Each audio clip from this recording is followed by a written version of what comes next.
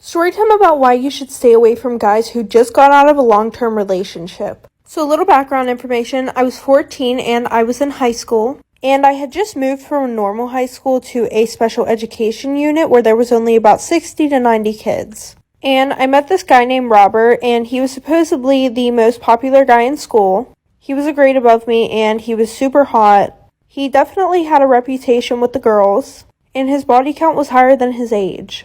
Well, I have a single stay-at-home mom, and her and I haven't had the best relationship, and she's kind of strict but also kind of not. Like, for example, sis will let me get my belly button and my tongue pierced, but will not let me hang out with boys. Does that make sense? Absolutely not, but here we are. Well, somehow Robert and I started talking, and then we started dating, and everything was going super good. I was seeing him every day, spending every single hour that I possibly could with him, until I came home one day with a hickey on my neck. So like I said, him and I started dating, and the one day I came home with a hickey on my neck. I didn't sleep with him, but him and I were fooling around. But my mom went psychotic. She grounded me. I wasn't allowed to see or speak to Robert ever again. Which was stupid because I'm a 14-year-old girl who's in love with a boy. I'm definitely going to find a way to talk to him. So now this led to me thinking that he was going to get bored and not want to be with me anymore. So finally, 2 months later, my mom was letting up and she let me go out with my friend Lauren. But we ended up just going to Lauren's house so that way Robert could come and see me. And I think I forgot to mention a few red flags. All of my friends told me that Robert had an ex-girlfriend of 4 years that he was absolutely in love with. But that wasn't the worst one. He told me that he was never going to get over his ex and that he was always going to want to be with her. And then he asked me to be his girlfriend 2 days later. And we're going to call her Lucy. I posted some TikToks of Robert and I, and Lucy's best friend Ellie decided to comment. Ellie commented something along the lines of, "Look at Robert finally getting some attention." And Lucy, which is his ex-girlfriend, commented, "He can finally leave me alone now." So I screenshotted it and I showed it to Robert, and he was like, "Oh, just forget about it. It was nothing. Block them." But instead of that, I decided to be petty and I posted another TikTok saying, "Look at Robert finally getting some attention." 5 minutes later, Ellie Snapchatted me and she was like, "I don't know why you're doing that. Like, I just commented that because he was literally just texting Lucy on Christmas, saying that he misses her and he would do anything to get back together with her." So I screenshot it and I show it to Robert, and he doesn't say anything. He literally just straight up ignores me. So obviously we broke up. He got a new girlfriend and she would literally call me every name under the sun. So I gave her a little reminder that he's never going to get over Lucy. And I started dating Robert's best friend, and he is so loyal and I love him so much. Am I the asshole for refusing to change my last name? My mother passed away before I was 10. My uncle, mother's eldest brother, took me in and raised me because my father by then had already started a new life and a new family. My uncle treated me very well, though I'm not sure if my aunt feels the same about me as he did. My uncle and aunt had only one son who was around my age, and what he had, I had too. For example, if my uncle got my cousin a laptop, he would get me the same one. My uncle even got me a car for my 18th birthday. My cousin also treated me just like his own brother. Needless to say, I am very grateful to have them in my life. Everything I have and who I am is owed to them. However, my relationship with my uncle has hit a slight snag recently. In my culture, it's usually the parents who will help with purchasing a home for their sons when they get married. The reason is because people in my culture tend to marry young, but most of the time we would not have worked long enough to save up for a house. For a man not to have a marital home is considered a disadvantage, and the woman's family may not accept the proposed union. So a man having a marital home is very important.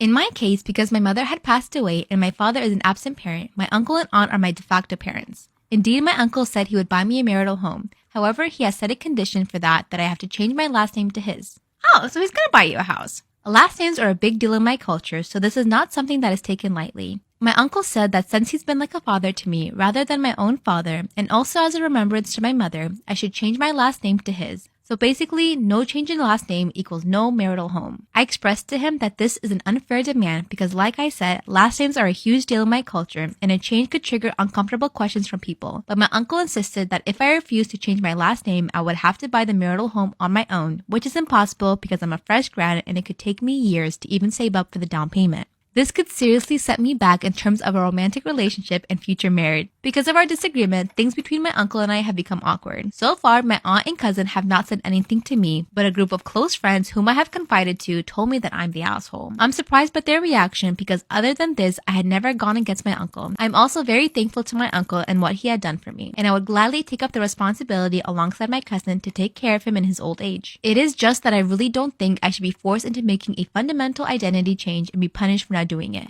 So, am I the asshole? My best friend told my parents that I lost my V card because she was jealous. 2 months ago, I started dating a new guy at our high school. He was the new guy in school and every girl wanted to be with him, including my best friend. Now, before this, my best friend and I had never had any problems between us. She never showed herself to be envious or jealous of me, so I trusted her. And I literally told this girl everything. The new guy started showing me a lot of attention. He followed me on Instagram and DM'd me right away. Apparently, I reminded him of his ex, who he was obsessed with. One morning, my best friend and I are hanging out before class starts. The new guy walks up to us, says good morning to us both, and then asks me if he could talk to me privately. That's when my best friend says, "You can talk in front of me. I'm her best friend and she trusts me." So then he proceeded to ask me out in front of her. The look on her face was terrifying. She was so pissed off. Of course, I said yes and he walked away. That's when my best friend said, "Oh my god, he's kind of ugly. Did you smell his breath? It stinks really bad. Why would you ever go out with that guy?" That's when she said, "You better not go out with him or I'll tell your parents." I looked at her and said, "You wouldn't dare." She's like, "You're right, I wouldn't." By the way, my parents were very strict. They'd never let me go out on dates, much less have a boyfriend. The weekend comes around and I'm getting prepared for my date. So I told my parents that I was going to be with my best friend the entire weekend. And of course, they believe me. I sent her a text message saying, "Hey, I told my parents I'm going to be with you. So if they ask you, you got to cover for me." She says, "Of course I will." I go on the date with the new guy and it was so much fun. For the first time ever, I was treated like a girl. He held my hand, he was kissing my neck, and he paid for everything. Like I said, up until that point, I'd never really had an experience like that. I was falling for him quick. We'd gone to watch a movie and at the movie theater, he started kissing me. Of course, I kissed him back. That's when he asked me if I wanted to go back to his house because his parents weren't home. And I said yes. As we're driving to his house, I was so excited. So I texted her out of excitement telling her that I was going to be going back to his house. She replied and told me that I was a slut and that I was being too easy. She even asked me to send her a picture of what I was wearing, which I did. Then she replied, "You'd look like a slut." Then we got to his house and we started making out again. That's when we started doing the dirty in his room. All while my best friend is slut shaming me. Could hear her messages come in as we're on his bed. I grab my phone and silence it and see that I have about 20 text messages from her. I read the first one and it said, "You better not be effing him right now, or I will tell your parents." But of course I ignored them. I was doing it with this guy. But to be honest, it ended pretty quickly. As I'm getting dressed, he says, "Do you need me to drop you off at your best friend's or can you stay and have dinner with me?" This boy was trying to cook me dinner. Of course I said yes. I text my best friend and tell her, "Why are you being so mean?" I told her that nothing happened, but she wouldn't believe me. That's when I told her that he was going to make me dinner at his house, and this is when she got even angrier. She said, "Why is he making you dinner? What did you do to have to get that dinner?" I told her nothing and she wouldn't leave me alone. That's when she started calling my phone. Of course I didn't answer. 3 minutes later, I get a call from my mom. I answered right away and pretended to be at my best friend's. And that's when my mom told me that my best friend called her and told her the truth. So I couldn't lie anymore. Took me to my parents' house and they were furious. My parents told this boy that he has to marry me. He literally ran away. I just realized that I've never told you guys the timeline of when me and Brayden first started talking and then magically started dating years later. It's crazy, so let me tell you the whole story. If you don't know, me and Brayden are from the same hometown. We're both from Illinois and both ended up going to University of Alabama. He is a year older than me, but when I was in high school, I've never heard of him. I did not know who he was. Fast forward, now I'm a freshman at University of Alabama and he's a sophomore. He ended up finding out who I was and ended up asking me to one of his date parties. He was in the Pike fraternity. I know, I don't even want to hear it. And my roommate at the time that lived with me in the dorms was dating a Pike, so Brayden asked him, hey, can I have Darcy Snapchats? And me and Brayden started Snapchatting, and then I went to his date party. Here's us at the date party. It was a Halloween date party, so I went as a cheerleader, and he was a football player. I did not speak to him this whole entire time. I was a freshman. I was nervous. He was older than me. I was such a loser. I was a weirdo. I literally went up to him before I left. We took this picture, and then I was like, oh, my Uber's here. I'm leaving. Bye. But after that, we did continue to hang out. I went over to his place, which he lived at the Pike House at the time, and then he would come over to my dorm. So we did continue snapping after the date party, and we did hang out a few times. Pike ended up having a party on Friday night a few weeks later after the date party. We took this picture together. We were talking and hanging out, so we took this picture together. I don't know, it's cute. Once winter break rolls around, we end up stopped talking. I just think he didn't want to date. I also got back together with my hometown ex, of course, every girl. So yeah, things slowly started to come apart. I mean, I liked him as a person, definitely had a crush on him, but we weren't gonna date, you know? And again, I got back together with my hometown ex, whatever. Me and my hometown ex ended up breaking up a few months later, and yeah, that was pretty much it. So now I'm a sophomore, he's a junior. I honestly forgot this kid existed. I never saw Brayden on campus, never saw him at the bars. I literally forgot he existed. Never saw him, so I honestly forgot about him. Fast forward second semester, my sophomore year, I'm at a bar called Bear Trap, and I see him across the bar, and I'm like, no freaking way. No way that's Brayden Tucker right now. I literally thought this kid transferred. I never saw him anywhere. So I go up to him, we say hi, that was pretty much it, and then that was that. So I was like, oh, he still exists. Good to know. Whatever. Now my junior year, first semester. Literally the worst semester of my entire life. Depressed, awful. Like, so many bad things happened my junior year, first semester. I literally hated my life. But I did have amazing friends at the time, and my friend Ella is actually the reason that I started talking to Brayden again. I remember we were sitting in Ella's room and she was like, who's the one boy you talked to, like out of all the boys you talked to in college, that you actually really liked? And I was like, I don't know, probably like Brayden Tucker. She literally forced me to add him on Snapchat because we didn't have each other on Snapchat anymore. Don't even get me into that story. I add him on Snapchat, we start talking, and I take him to my semi-formal for my sorority. Literally the most fun night ever, and I was like, oh my gosh, like, I think I might date this kid. Now we're both home for winter break, and obviously we're from the same hometown, so we hung out when we were at home, and we went to Chicago together. Here's us during Christmas time. Another one, so cute. Now we're back for second semester, and he would go out with me and my friends. Now we live happily ever after, and we're gonna get married in a few years. Cool. Let me tell you a story about how a teacher literally, like, drew me out for being fucking poor, in front of everyone at school. So basically, I used to be in like a street dance, like hip hop, like little dance group after school, and that shit already cost like £2. Like, so my mom was already like paying for me to go to this dance group. I'm getting a bit teared up because thinking about poverty fucking sucks. Like, guys, I think there's something wrong with me because now I'm crying. So I think let me calm down and I'll come back and tell you the rest of the story. Okay, cool, I'm back. So, yeah, no, £2 obviously doesn't sound like a lot, but it was like £2 like twice a week. And like, that shit adds up, you know, especially when you're literally fucking broke. So anyway, my mom was already paying for me to go to these classes. And at the end, like, we were gonna do like a show, a performance, innit?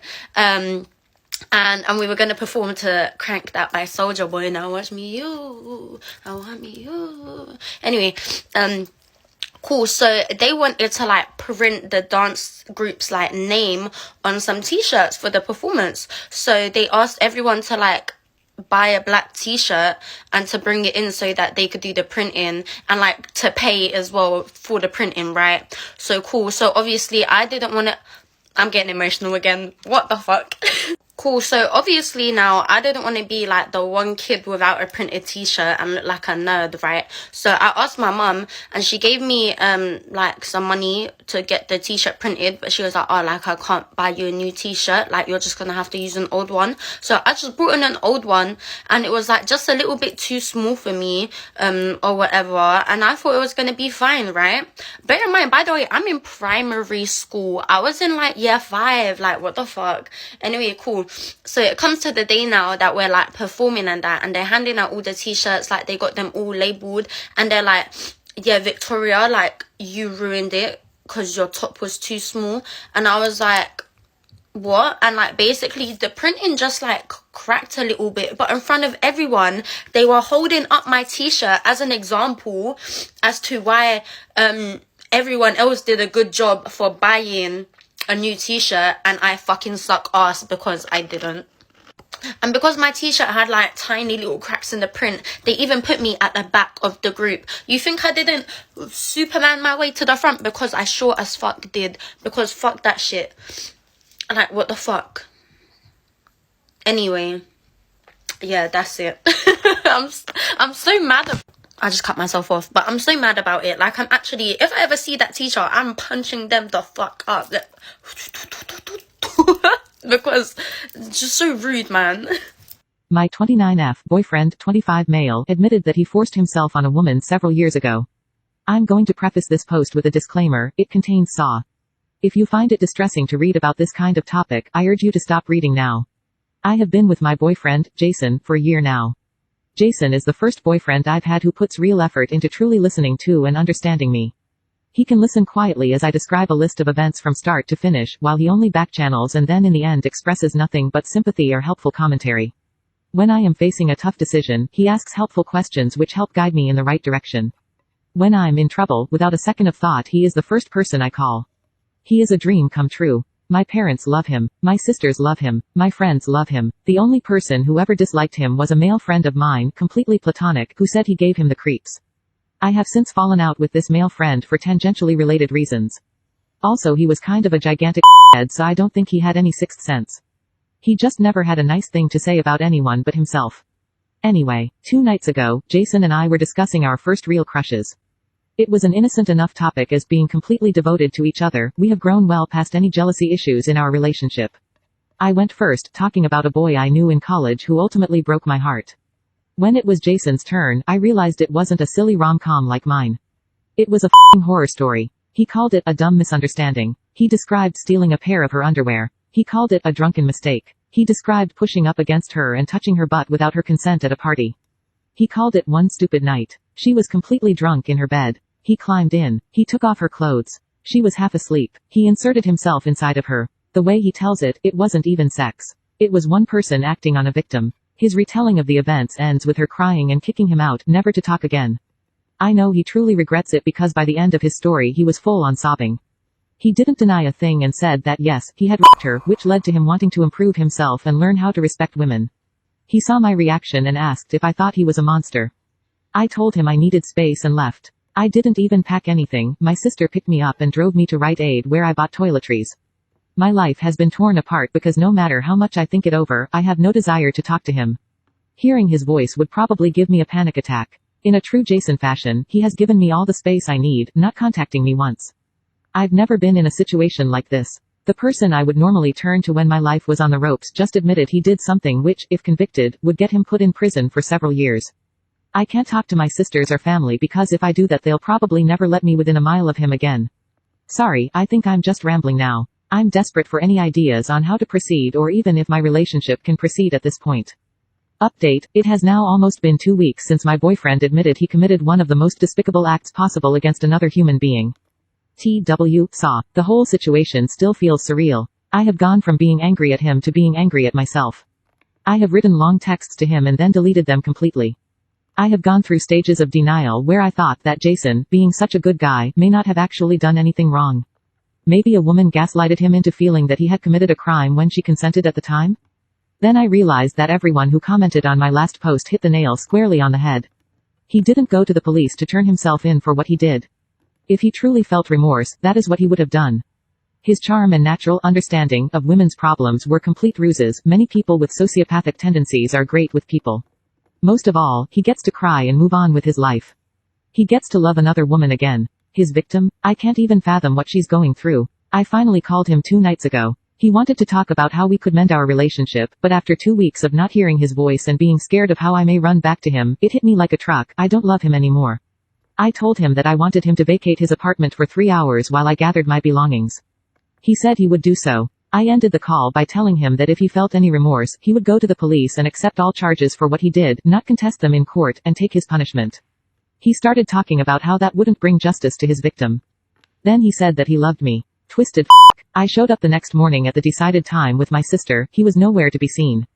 I'm confident he won't contact me again. I'm going to find a therapist as soon as possible. So I'm sure we've all heard about the WF conspiracy so far. And if you are not sure what I'm talking about, I'll go ahead and insert this clip. We all remember when WF was selling these cabinets. Everybody went crazy across social media. We had people on both sides of the fence saying that these were children. Some people saying that people just needed to get a life. But let me show y'all this. So I'm over here doing research, as I always do. Before I tell any information, I always do my research. And I stumble across a story that it seems like they're trying to bury. On September 8th of this year, a 14-year-old girl showed up to a hospital in Dallas, Texas, with her hands bound and her mouth gagged. She wasn't wearing any shoes. You could tell that she had been held somewhere for a period of time. I have blurred out this image only because I want to protect this minor. I'm not really sure why her picture was even posted in the first place. When the police arrived to the hospital to question the young girl about where she, been, where she came from, the young girl gave them an interesting story. To protect myself, because I do believe they are trying to bury this story. I haven't seen it on any major news outlets. I will call the company Bergmart. So the young girl goes on to explain how she and one of her good friends were inside of Bergmart shopping. She had to go to the back of the store while her friend went to another area of the store and they were supposed to meet up at the registers. While she was shopping, a lady walked up to her and pushed one of these in her face and told her to smell this perfume. And the young girl, before she could protest, she did inhale whatever was on the strip, and she began to lose consciousness. But not before she got to see someone who she stated had on the Bergmart attire or vest, came and grabbed her and took her through the back of the Bergmart. She described how when she woke up, she was chained to other children inside of a dark basement. She then went on to describe how masked men came into the room and threw bags over each of the children's heads before they were transported via train to another location or another state.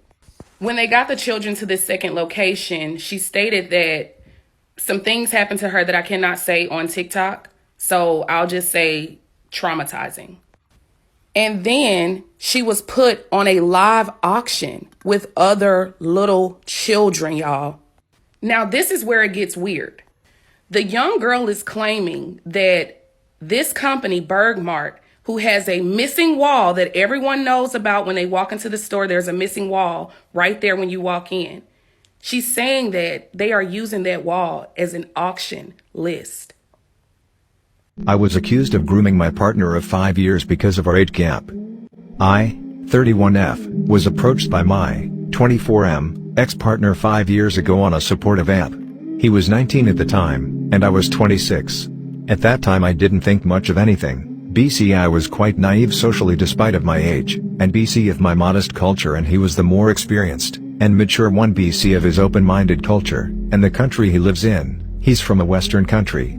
So, fast forward after 3 years into relationship, he decided to convert to my belief, and asked me to fly to his country. BC he wanted to elope.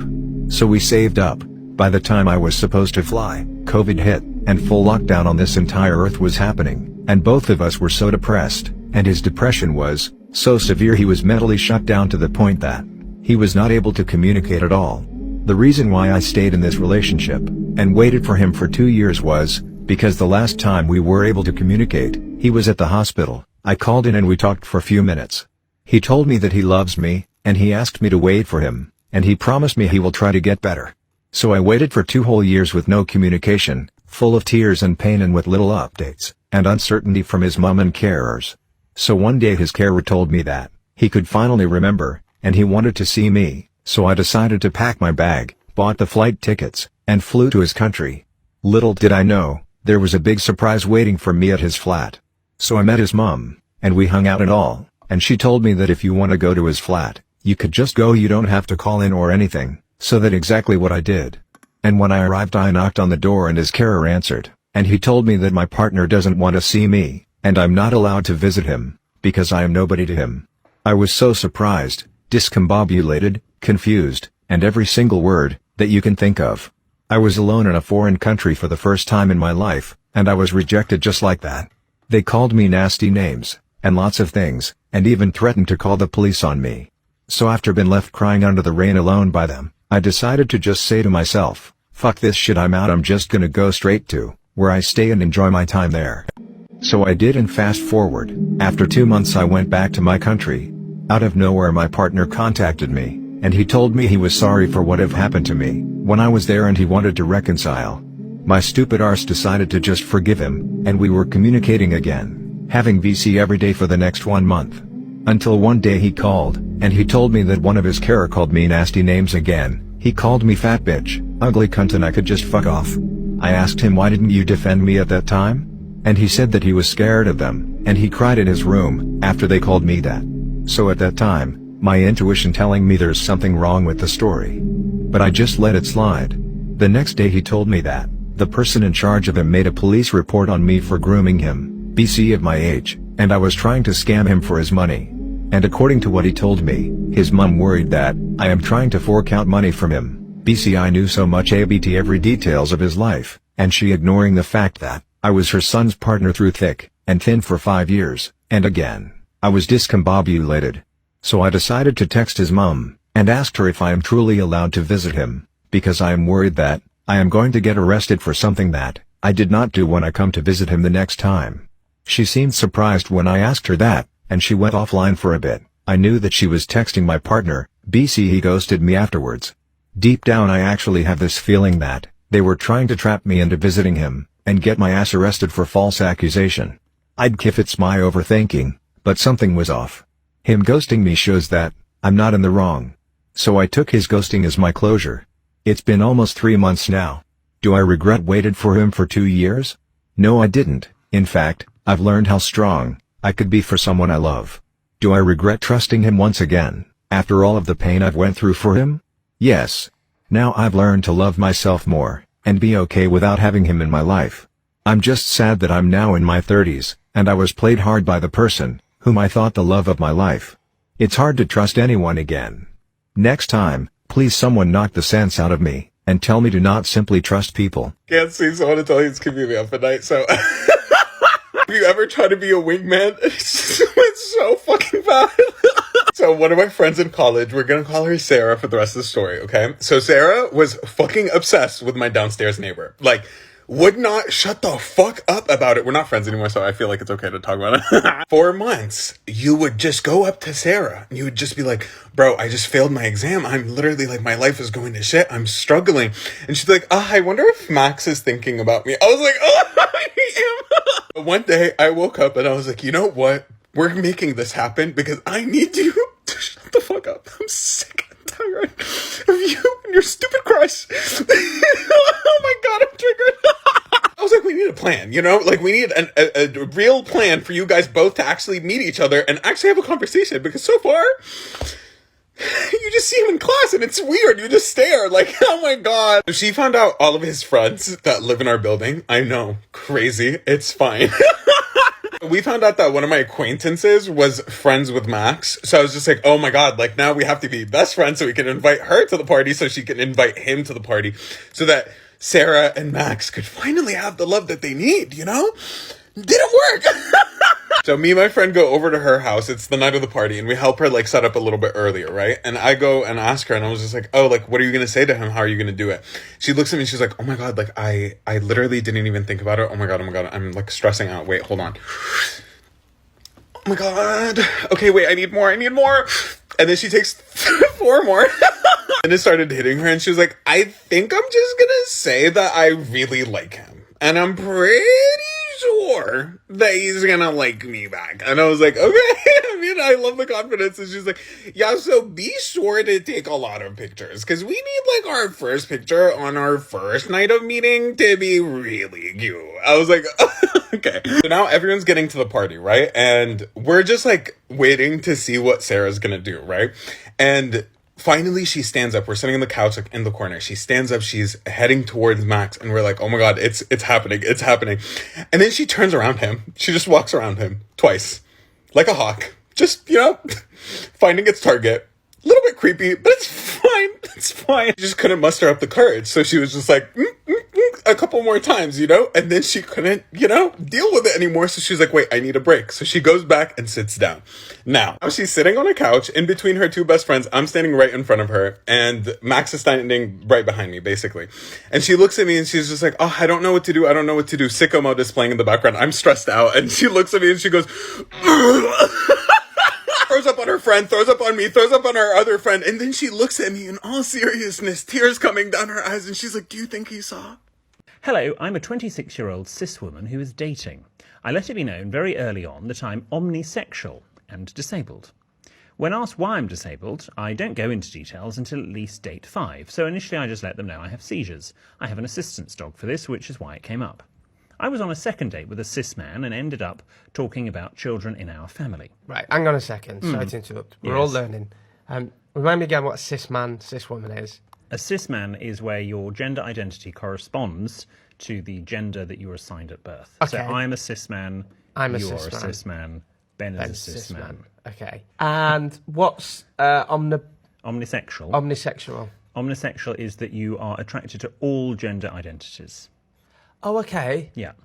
Anyway, I was on a second date with a cis man and ended up talking about children in our family. He asked me, so how many children do you want? And I replied, letting him know that I can't have children because of my health conditions. The mood immediately changed.